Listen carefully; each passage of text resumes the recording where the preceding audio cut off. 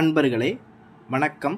நாம் இன்னைக்கு வீடியோ பதிவில் எதை பற்றின தகவலை பார்க்க போகிறோம் அப்படின்னு பார்த்தீங்கன்னா, அதாவது நம் வணங்கக்கூடிய தெய்வத்தோடைய உதவினால் நம் நினச்ச விஷயங்கள் அனைத்தையுமே அடையக்கூடிய ஒரு தாந்திரீக பிரயோக முறையை பற்றி தான் நம்ம இன்றைக்கி வீடியோ பதிவில் முழுமையாக நம்ம பார்க்க போகிறோம்.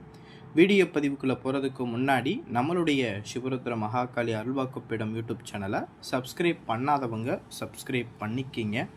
அதாவது இந்த முறையை பார்த்திங்கன்னா மாந்திரீகத்தை கற்றுக்கிறணுன்னு ஆர்வமாக இருக்கக்கூடிய அனைவருமே கட்டாயம் இந்த வீடியோ பதிவை பாருங்கள். எல்லாருனாலையும் மாந்திரீகத்தை நம்ம கற்றுக்கிற முடியும், சரிங்களா? இதற்காக இவங்க தான் பண்ணணும் அவங்க தான் பண்ணணும் அப்படிங்கிற அவசியம் கிடையாது. நான் இந்த பதிவை போடுறேன். இந்த வீடியோ பதிவை நீங்கள் முழுமையாக பார்த்தீங்க அப்படின்னா மாந்திரீகத்தை நீங்கள் எப்படி பண்ணலாம் அப்படிங்கிறத நீங்கள் முழுமையாக தெரிஞ்சுக்கிற முடியும், சரிங்களா? இதை செய்கிறதுக்கு, இந்த விஷயத்தை நம்ம செய்கிறதுக்கு ஏதாவது ஒரு தெய்வத்துடைய அனுக்கிரகம் இருந்தாலே போதும்.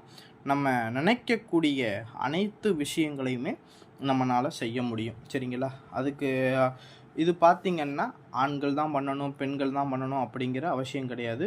ஆணாக இருந்தாலும் சரி, பெண்ணாக இருந்தாலும் சரி, இல்லை கோவில் பூசாரிகளாக இருந்தாலும் சரி, இல்லை மாந்திரீகர்களாக இருந்தாலும் சரி, இல்லை புதுசாக மாந்திரீகத்தை கற்றுக்கிறணும்னு ஆசை உள்ள எந்த நபர்களாக இருந்தாலும் இந்த பிரயோக முறையை தாராளமாக பண்ணலாம். இதற்கு தெய்வத்துடைய அனுக்கிரகம் மட்டும் இருந்தாலே போதும், நீங்கள் மாந்திரீகத்தை முழுமையாக நீங்கள் கற்றுக்கிற முடியும், சரிங்களா? அதாவது நீங்கள் செய்யக்கூடிய மாந்திரீக விஷயங்கள் அனைத்துமே பலன் தரக்கூடிய ஒரு சூட்சம விஷயங்களை நான் உங்களுக்கு இன்றைக்கி இந்த வீடியோ பதிவின் வாயிலாக உங்களுக்கு நான் சொல்லித்தர்றேன். இதை பிடிச்சிக்குங்க, சரிங்களா?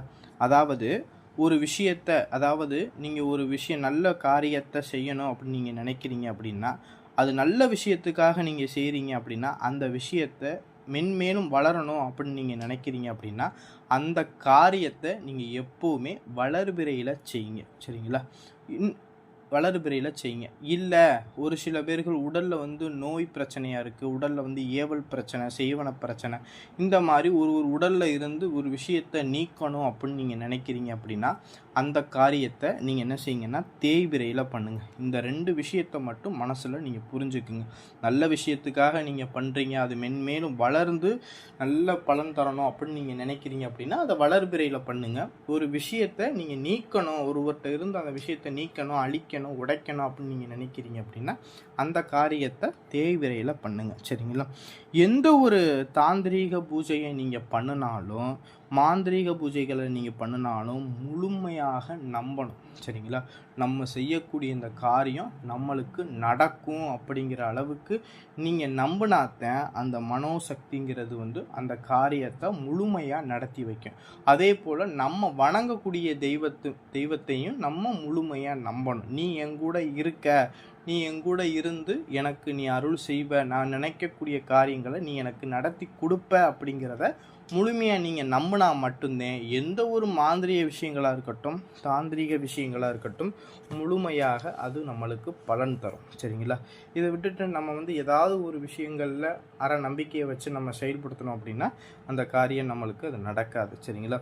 இந்த ஸ்க்ரீனில் கொடுத்துருக்கக்கூடிய இந்த சக்கரத்தை பயன்படுத்தி மாந்திரிகத்தில் இருக்கக்கூடிய அஷ்டகர்ம மாந்திரீக விஷயங்களையுமே நம்மளால் செய்ய முடியும், சரிங்களா? இது எப்படி செய்கிறது அப்படின்னு பார்த்தீங்கன்னா, இந்த நான் சொன்ன மாதிரி இந்த காரியத்தை நீங்கள் நல்லதுக்கு பயன்படுத்துகிறீங்க அப்படின்னா வளர்பிறையில் தொடங்குங்க, கெட்டதுக்கு செய்கிறீங்க அப்படின்னா இதை தேய்விரையில் பண்ணுங்க. இந்த ரெண்டு விஷயத்தை மட்டும் மனசுக்குள்ளே வச்சுட்டு உங்களுடைய பூஜை ரூமில் உங்களுடைய தெய்வத்துக்கு என்ன செஞ்சுறீங்கன்னா செவ்வரளிப்பூ, மல்லிகைப்பூ இதெல்லாம் போட்டு ஒரு தேங்காய், வாழைப்பழம், வெத்தலைப்பாக்கு இதெல்லாம் வச்சு உங்களுடைய வணங்கக்கூடிய தெய்வத்துக்கு ஒரு பூஜையை போட்டுட்டு அந்த தெய்வத்துக்கு முன்னாடி ஒரு மண் அகல் விளக்கில் சுத்தமான பசு நெய் ஊற்றி தீபம் போட்டுட்டு அதற்கு முன்னாடி நீங்கள் உட்காந்துக்குங்க.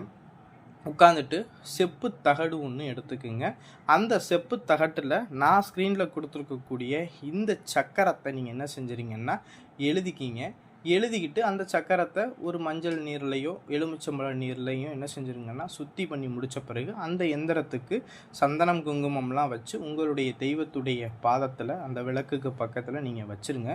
வச்சுட்டு நீங்கள் உங்களுக்கு என்ன காரியத்துக்காக நீங்கள் உங்களுடைய தெய்வத்துக்கு அந்த விஷயத்தை பூஜை பண்ணுறீங்க அப்படின்னா, அதாவது நீங்கள் நினச்ச காரியம் நடக்கணும் அப்படின்னா அந்த விஷயத்தில் என்ன நான் போட்டிருக்கேன் பாருங்கள் சக்கரம், அதுக்குள்ளே மையப்பகுதியில் க்ரீம். சரிங்களா? இந்த க்ரீம்னா என்ன, உங்களுடைய தெய்வம் அப்படிங்கிறத மனசுக்குள்ளே நினச்சிக்குங்க. சரிங்களா? இந்த க்ரீம் தான் நீங்கள் வணங்கக்கூடிய தெய்வம் அப்படிங்கிறத நினச்சிக்கங்க. இந்த மந்திரம் எப்படி நம்ம உச்சரிக்கணும் இந்த சக்கரத்துக்கு அப்படின்னு பார்த்தீங்கன்னா, ஓம் க்ரீம்.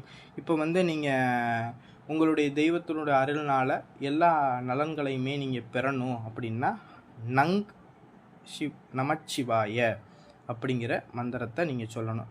இதே இது ஒரு வெற்றி கிடைக்கணும், ஒரு கோர்ட்டு கேஸுகளில் வெற்றி கிடைக்கணும் அப்படின்னா நீங்கள் என்ன செய்றீங்கன்னா பங்க் அப்படிங்கிற அந்த பீஜத்தை முன்னாடி சேர்த்துக்கணும். எப்படி மந்திரத்தை உச்சரிக்கணும்?